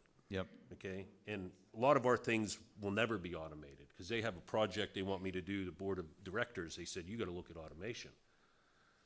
I said, I'll look to see and enhance what we have right in front of our face right now. I said, but some things in here, you always need a gate, you always need a riser. Some things we won't be able to automate. And our process, they tried to have a low pressure machine before to shoot that temperature metal. It shot metal to the roof. You just can't do it. You have to hand pour. Yep. Thank you, George. One follow-up question. This is for everyone. It might seem a little bit rhetorical, but I have to mention it, and because I'd appreciate your take. I recently last year got a briefing from PJM just about really eye-opening two charts with figures. The first chart was current capacity and the types of energy that was contributing to the current grid. And then the second chart, which was frankly very alarming, was the queued capacity, or those waiting to come online. The trend that I see is the most reliable energy sources, like nuclear, natural gas, coal, are coming offline big time. 75%, on the other hand, of the PJM queue is solar and wind, which is the least reliable. And I'm not against types of energy, but I think it's factual to say that when 75% of your queue is the least reliable, there's a problem. Can you guys speak on just your take on that trend and what that speaks to the future reliability of the grid? And I'll say something real quick. If I can jump in real quick, just for this, if we can do lightning round, because I'm catching the eye of the team, and we've got about 15 minutes left. So let's do this lightning round if we could. Thank you. So real quick is I'm looking at an article that says PJM capacity prices hit record highs, sending build signal to generators. So the problem has been is at $28 for transmission fees, there wasn't enough money for them to expand. At $269, it puts billions of dollars back in. Now they'll look to try to create some type of generation situation. I don't know if you have anything. That's good. Thank you very much. We got 3 questions left, and like I said, we got about 15 minutes, so we'll keep them quick. Representative Zimmerman, you're up. Yeah, thank you, Mr. Chairman. I want to just start by thanking Representative Rossi for bringing us out here to Westmoreland County. Jumped off the turnpike at Bedford and came out Route 30, the scenic route, but pretty area. So, real quick, the word I'm hearing this morning is certainty, or the lack thereof. And so what happens? What happens in Harrisburg is that the state agencies will put regulation in place. And it's very easy to do that. It's very easy to change those regulations without, you folks as business knowing when and how you're going to implement it or what it's going to cost. And then there's law. And so sometimes, and many times, we actually put laws in place or run legislation trying to put laws in place that actually push back on regulation and put it into law. It's much harder to change law than it is regulation. So I want to just kind of leave you guys with, because some of our best laws come right from our very business owners. So I just want to leave it with you guys. Think about what is it in your business that we could fix, change, get into law so it's not easily changed, that we could do for you guys. Because I don't care whether it's, maybe you need to be judged for something different than the 5 hottest days. Maybe we need to protect technology somehow, George. So just think about those things. So that's basically my comment, but thanks for your testimonies. Representative DeVanzo. Thank you, Mr. Chairman. Yes, sir. Not to treat these generators, I feel like we're picking on them, right? Like we shouldn't be treating them like illegals. Hey, listen, you got to go. They are the backbone for where we need them at. But when your generators were installed, they were environmentally, they met all the challenges at that time, or the standard, I should say, right? My background was construction, and these generators have been around for many of years. There's not a couple laborers out there shoveling coal in a hopper, correct? So you don't see the need for this environmentalist because you met that standard when they were put in, and in my opinion, that should be enough to cover it, moving forward. So my question is simple. If the cost of energy doesn't, somewhat top out soon, and some other standards don't come down, at what point in time do you guys pack up and move 60 miles west through Ohio or 60 miles south to West Virginia? Has that crossed, your options for your business, or? Well, I'll give you a quick example. This rate, that the capacity price, mine is $269, Maryland's $444. So we're still very lucky, and that's what my chart's sort of showing, but it's just such a big number. Now, the area that you're within, so moving 60 miles isn't going to do it. You're going to have to move to South Carolina, Alabama, those types of places to be able to get more of an effect. They sort of have, PJM sort of has Pennsylvania, Jersey, Maryland, and anybody else that likes them consolidated with them. So that's transmission costs. For me, like I said, in the state of PA, there's 3 or 4 different transmission cost prices, just depending on where you live. I don't know if that helps or not. Representative Anderson. First of all, Mr. Latta, I want to thank you for reading your biography and starting on the floor and rising to the vice president COO is pretty impressive. I come from a background of education and being able to tell kids that story. Like, you don't have to go to college. You can start here and move your way up. That is the American dream. So I want to pose this question to all of you, but I think especially you, George. You mentioned our competitiveness or lack thereof with China and India and other countries like that. I can tell you that they probably are using parts on the subs, because I know for sure that China manufactures parts for our F-35 fighters, which is terrifying in and of itself.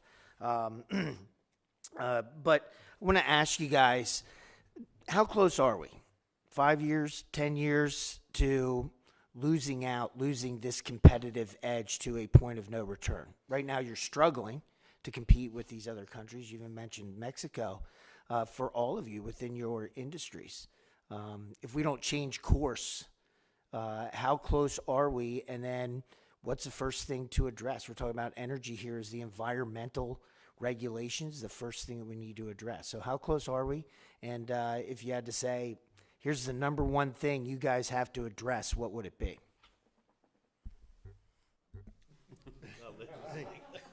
I think in healthcare, he hasn't had a lot to say. So. Yeah, I think in healthcare it's a little bit more of a challenge in terms of just having the labor to fill the jobs that we have. We have plenty of openings, whether it's in the nursing and the clinical side, or even the front entry level folks. We're really challenged on the front entry level folks.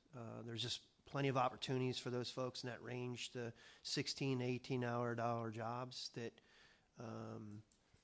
And we can be creative as one with benefits and such like, but our challenges are labor. I mean, our supply costs for everybody are going up, but it's really labor, and it's limited us being able to cover enough beds and things like that. So you have to get creative with how you do that. So We've been fortunate enough that it has not, in fact, impacted patient care yet, but if our labor pool does not grow, at some point or other, we're going to be limited with how many beds we can keep open. We just don't have the staff to staff them, so.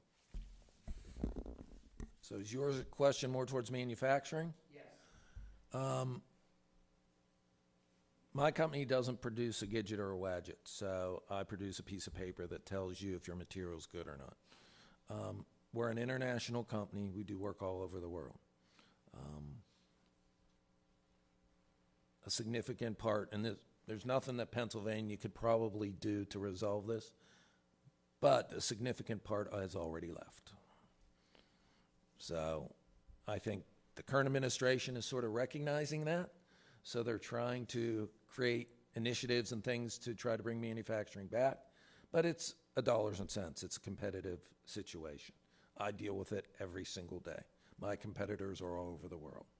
So I have to compete against people in China, in India, in the Czech Republic, where their cost per person is significantly less per mine.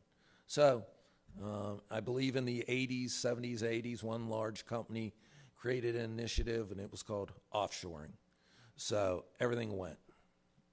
So in the manufacturing process, everything can be made somewhere else. It doesn't need to be made here in America. Thank you, gentlemen. Representative Fink. So I don't have a question. My colleagues asked all my questions, so they're all answered. Just like to thank Representative Rossi for hosting this hearing. I've learned so much from you guys. The numbers that you guys started out with, it's just astounding.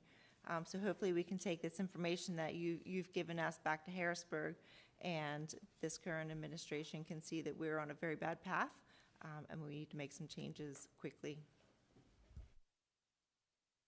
I want to thank you guys very much for being here. I want to thank all the members for attending. I'm going to give Representative Eric Nelson, who is our Deputy Chair of Energy, an opportunity to give some closing remarks. Thank you, Mr. Chair, and we really appreciate members from coming in all across the state. This is really the first of a 3-hearing sprint where we're going to be listening to perspectives and identifying solutions throughout Pennsylvania.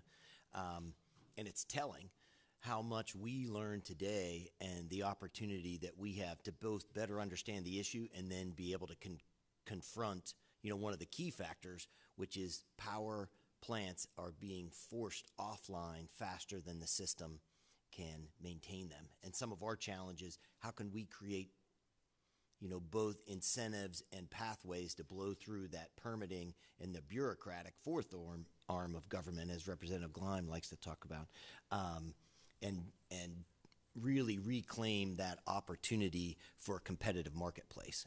So we appreciate you being employers and investors. You're all in for Pennsylvania, as we are, and we're going to do everything we can as a committee to both push back against more of the same. Today the governor is going to be making an address in Pittsburgh, and he's doubling down on a all energy only electricity, continuing the tax. He has new taxes he's proposing, PACER, which would be specific to Pennsylvania. So Pennsylvania generators would be taxed more than their competing generators in surrounding states.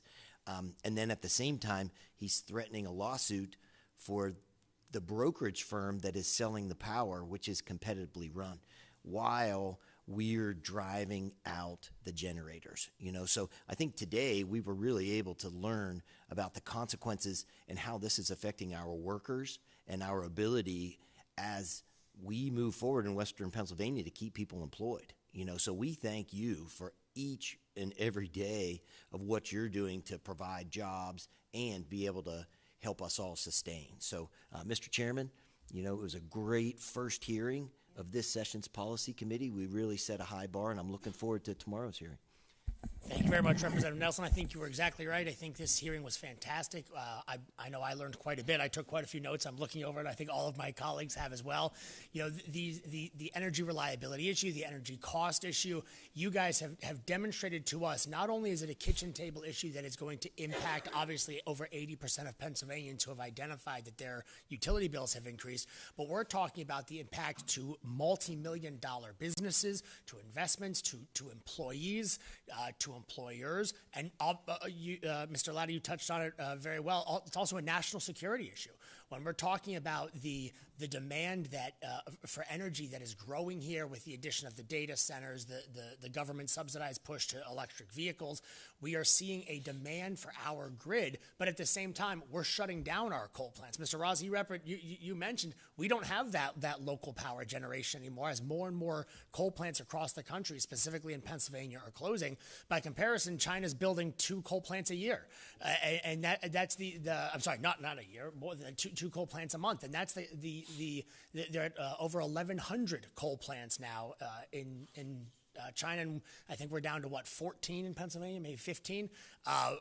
But you look at their ability to generate power; they're embracing reliable baseload energy, whereas we're chasing it away. And what you guys have spoken to today is what the impacts of those sorts of policies will mean for you and your employees long term. I want to turn it over to Representative Rossi for some final words. I just think that this was wonderful discussion, and you really opened a lot of avenues. As we go through these series of hearings, we're going to hear from all different types of business owners and other situations. So you've really brought some insight to us today. And it's clear that we need reliable and affordable energy and power that works. What we don't need are more taxes and bad government policies, which is how we got here in the first place, resulting in extreme energy costs that are affecting everyone, business, industry, and I want to mention the consumer, because that's what I deal with every day. But business is, you know, just what you're going through is just not right. You should be running your business, and you're worried about power. And that should be something, you know, that should be taken care of for you, and you're having to figure out ways. So I really appreciate that you brought that to light.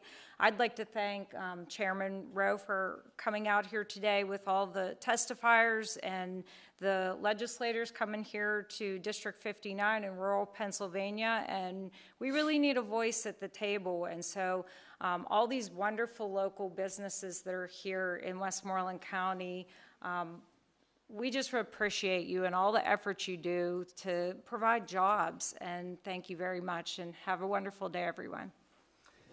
This meeting is going to be the first but not the last of many energy-related topics, so we're going to be back on the road. We'll be in Representative Jamie Barton's district in Schuylkill County tomorrow at 11 a.m. Thank you all. Safe travels home. This meeting's adjourned.